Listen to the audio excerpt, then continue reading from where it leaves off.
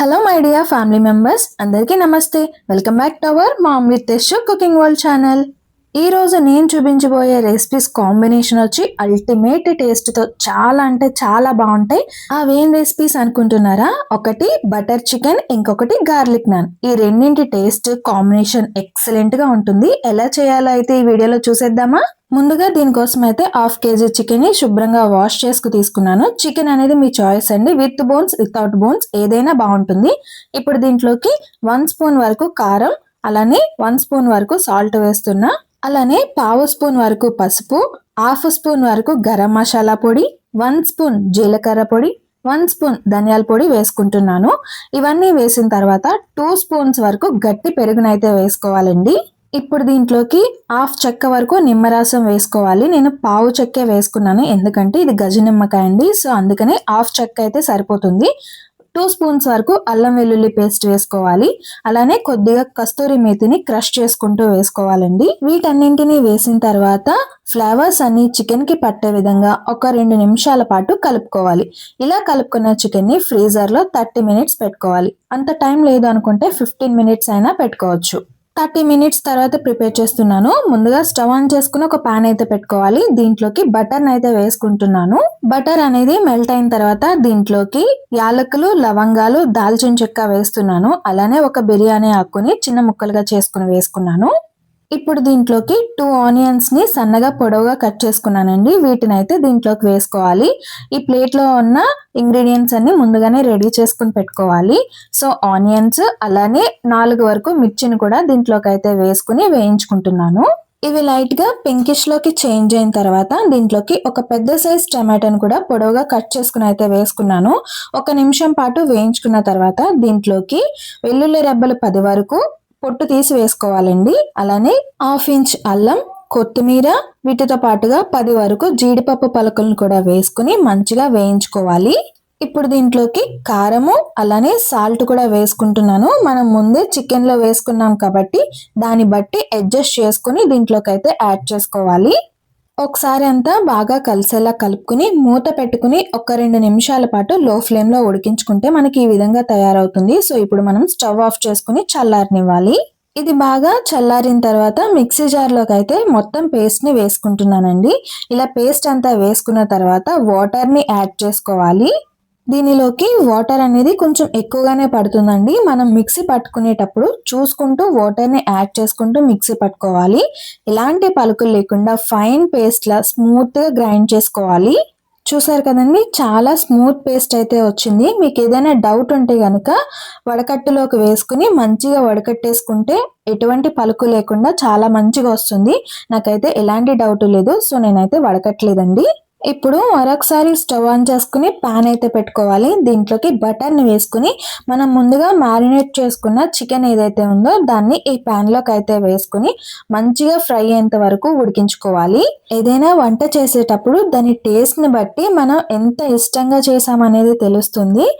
To be frank గా చెప్తున్నాను, ఈ 2 రెసిపీస్ కాంబినేషన్ చాలా బాగుంది. ఎక్సలెంట్ రెసిపీస్ అన్నమాట.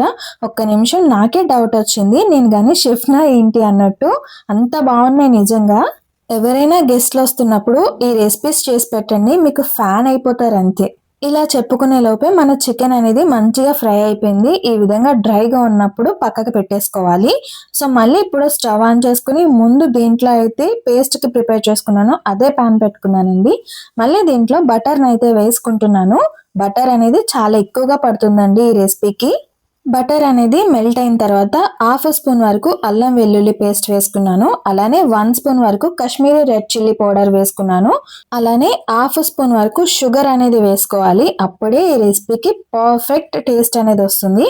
సో ఇవన్నీ వేసిన తర్వాత మంచిగా కలుపుకుని 1 నిమిషం పాటు వేయించుకోవాలి.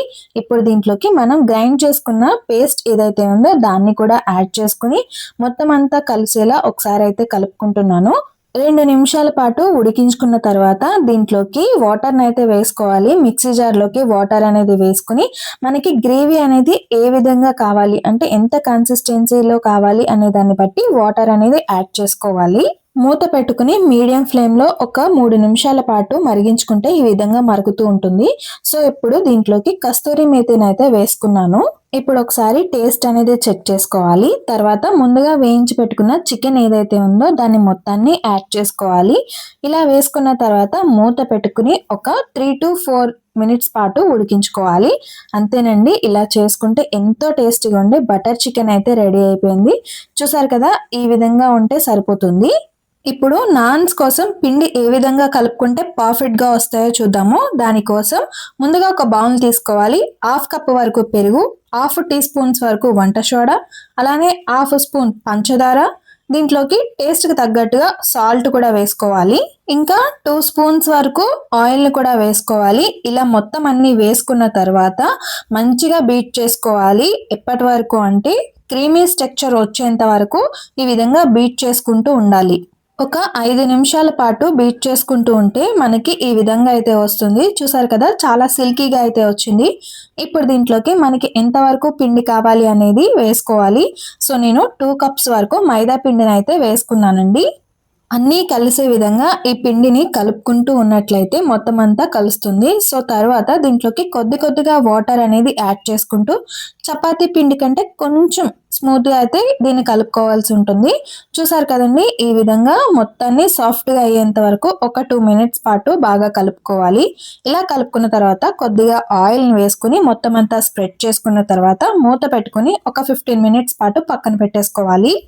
ఈ ప్రాసెస్ని నేను చికెన్ని మ్యారినేట్ చేసుకున్నప్పుడు చేసుకున్నానండి, టైం సేవ్ అవుతుందని.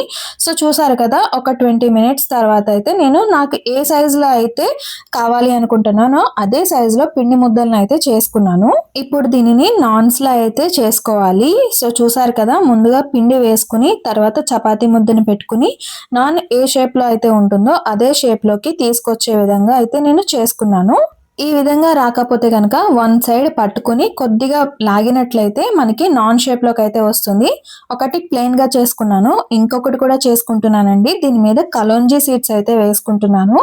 ఇది చాలా టేస్టీగా ఉంటుంది, అలానే హెల్త్కి కూడా చాలా మంచిది కదా. సో కలోంజీ సీడ్స్ వేసుకుని కొద్దిగా ప్రెస్ చేసుకున్నట్లయితే అవన్నీ నాన్కి ఫిక్స్ అయి ఉంటాయి. ఇప్పుడు దీని మీద వాటర్ని అయితే అప్లై చేసుకోవాలి. ఇప్పుడు స్టవ్ ఆన్ చేసుకుని ప్యాన్ అయితే పెట్టుకోవాలి. నా ప్యాన్ని ఇగ్నోర్ చేయండి, ఎందుకంటే నేను ఇలాంటి వాటి కోసం ఆ ప్యాన్ని యూస్ చేస్తాను. సో అందుకే అలా ఉంది. ఇప్పుడు నాన్ తీసుకుని వాటర్ అప్లై చేసిన వైపు ప్యాన్కి అతుక్కునేలా పెట్టుకోవాలి.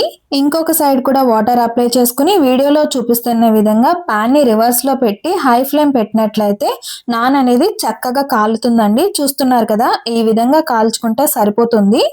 కానీ ఈ విధంగా చేసుకునేటప్పుడు హ్యాండ్స్ కొంచెం జాగ్రత్తగా ఉండి చేసుకోండి. సో చూసారు కదా, చాలా మంచిగా అయితే కాలింది. ఇప్పుడు దీన్ని వేరొక ప్లేట్లకు వేసుకుంటున్నాను. గార్లిక్ నాన్ అని చెప్పాను కదండి, సో అందుకోసం మెల్ట్ అయిన బటర్ని తీసుకుని దీంట్లోకి వెల్లుల్ని గ్రేట్ చేసుకుని వేసుకోవాలి. అలాగే కొత్తిమీర తరుగును కూడా వేసుకుని ఒకసారి కలుపుకోవాలి. ఈ విధంగా కలుపుకున్న దాన్ని మనం నాన్ మీద 2 సైడ్స్ అప్లై చేసుకోవాలి. ఇలా అప్లై చేసుకునేటప్పుడు నాన్ అనేది వేడిగా ఉండాలి. సో అప్పుడైతేనే ఫ్లేవర్స్ అన్ని నాన్కి మంచిగా పడతాయి. ఈ విధంగా మనం ఎన్నైతే చేసుకుంటామో అన్నింటినీ వీడియోలో చూపిస్తున్న విధంగా కాల్చుకుని గార్లిక్ వేసుకున్న బటర్ని అయితే అప్లై చేసుకోవాలి. నాన్స్ని ఈ విధంగా చేసుకున్నట్లయితే సేమ్ రెస్టారెంట్లో తిన్న ఫీల్ అయితే కలుగుతుందండి, అంత టేస్టీగా ఉంటాయి. ఇంతేనండి, కొంచెం ఓపిక పట్టి చేసుకుంటే ఎంతో టేస్టీగా ఉండి బటర్ చికెన్ అలానే గార్లిక్ నాన్ అనేది రెడీ అయిపోయింది. ఈ విధంగా చేసి ఇంట్లో వాళ్ళకి సర్ప్రైజ్ చేసినట్లయితే మీ వంటలకి ఫిదా అవుతారు, మీకైతే ఫ్యాన్ అయిపోతారు ఖచ్చితంగా. ఇంకెందుకు ఆలస్యం, తప్పకుండా మీరు కూడా ట్రై చేసి ఎలా వచ్చిందనేది నాకు కామెంట్ రూపంలో తెలియచేయండి. నా వీడియోకి అయితే లైక్ వేసుకోండి. Please subscribe my channel.